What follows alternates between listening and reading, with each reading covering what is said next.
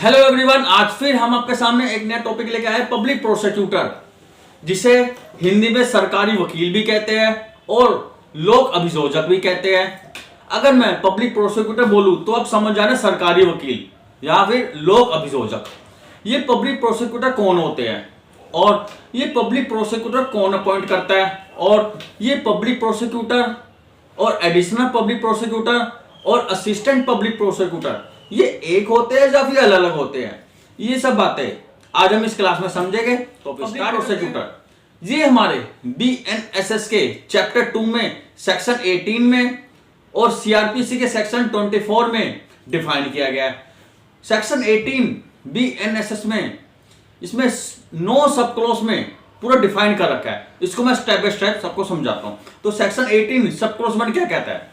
कहता है कि हर एक हाई कोर्ट के लिए सेंट्रल गवर्नमेंट और स्टेट गवर्नमेंट हाई कोर्ट से कंसल्ट करके अपील और अदर प्रोसीडिंग के लिए पब्लिक प्रोसिक्यूटर और एक या एक से अधिक एडिशनल पब्लिक प्रोसिक्यूटर को वो अपॉइंट कर सकेगी। यानी कि सेंट्रल गवर्नमेंट और स्टेट गवर्नमेंट हाई कोर्ट से ही कंसल्ट करके अपील के लिए और अदर प्रोसीडिंग के लिए पब्लिक प्रोसिक्यूटर को और एक या एक से अधिक एडिशनल पब्लिक प्रोसिक्यूटर को वो अपॉइंट करेगी।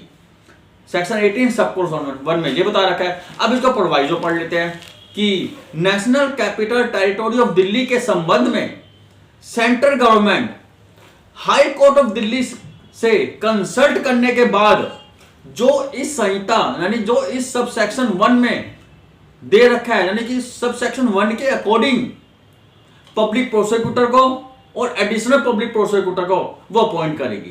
यानी जो सब सेक्शन 1 में दे रखा है उसके अकॉर्डिंग ही पब्लिक प्रोसिक्यूटर को और एडिशनल पब्लिक प्रोसिक्यूटर अपॉइंट करेगी। ये प्रोवाइजो में दे रखा है। अब आता है सेक्शन 18 सब क्लॉज 2 क्या कहता है? कहता है कि सेंट्रल गवर्नमेंट किसी डिस्ट्रिक्ट या लोकल एरिया के लिए किसी केस का संचालन करने के लिए, संचालन मतलब कि किसी केस को कंडक्ट करने के लिए पब्लिक प्रोसिक्यूटर को या एक या एक से अधिक पब्लिक प्रोसिक्यूटर को अपॉइंट करेगी।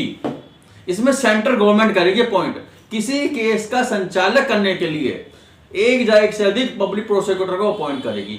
सेक्शन 18 सब क्लॉज 2 में ये बता रखा है। अब आ जाओ सेक्शन 18 सब क्लॉज 3 क्या कहता है? गवर्नमेंट कहता है किसी डिस्ट्रिक्ट के लिए पब्लिक प्रोसिक्यूटर और एक या एक से अधिक एडिशनल पब्लिक प्रोसिक्यूटर को अपॉइंट करेगी।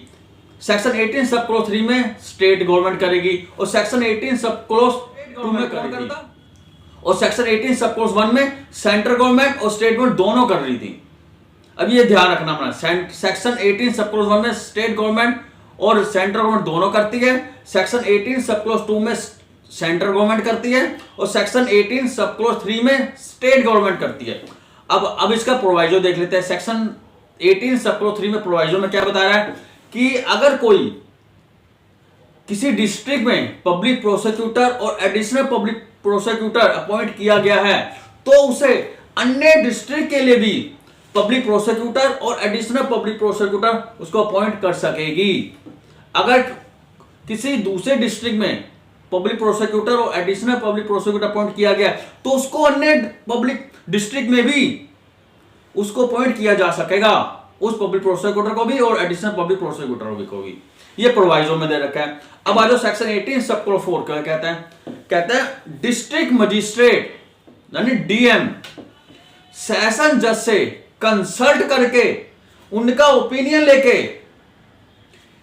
ऐसे डिस्ट्रिक्ट में ऐसे व्यक्तियों का पैनल तैयार करेगी जो पब्लिक प्रोसिक्यूटर और एडिशनल पब्लिक प्रोसिक्यूटर के लिए योग्य है, कैपेबल है, एलिजिबल है। यानी एक पैनल तैयार करेगी डिस्ट्रिक्ट मजिस्ट्रेट किससे कंसल्ट करके?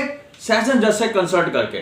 सेक्शन 18 सब क्लॉज 4 में ये बता रहा है। सेक्शन 18 सब क्लॉज 5 क्या कहता है? कहता है कि कोई पर्सन को स्टेट गवर्नमेंट पब्लिक प्रोसिक्यूटर और एडिशनल पब्लिक प्रोसिक्यूटर तब तक अपॉइंट नहीं करेगी, यानी कि तब तक अपॉइंट नहीं करेगी जब तक उस पर्सन का नाम सब सेक्शन 4 में बताए गए यानी उसके अकॉर्डिंग डिस्ट्रिक्ट मजिस्ट्रेट के द्वारा तैयार किए जो पैनल है उसमें ना हो, तब तक वो स्टेट गवर्नमेंट किसी पर्सन को पब्लिक प्रोसिक्यूटर और एडिशनल पब्लिक प्रोसिक्यूटर अपॉइंट नहीं करेगी। सेक्शन 18 सब क्लॉज 5 में ये बता रखा है। आज तक बस इतना, ये है पार्ट 1। नेक्स्ट पार्ट 2 में मैं आपको सब सेक्शन 6 से लेकर सब सेक्शन 9 तक पूरा मैं खत्म कर दूंगा। तो अगर मेरी वीडियो आपको अच्छी लगी हो तो प्लीज लाइक और सब्सक्राइब करना भूलिए। कल फिर मिलेंगे नई वीडियो के साथ। बाय।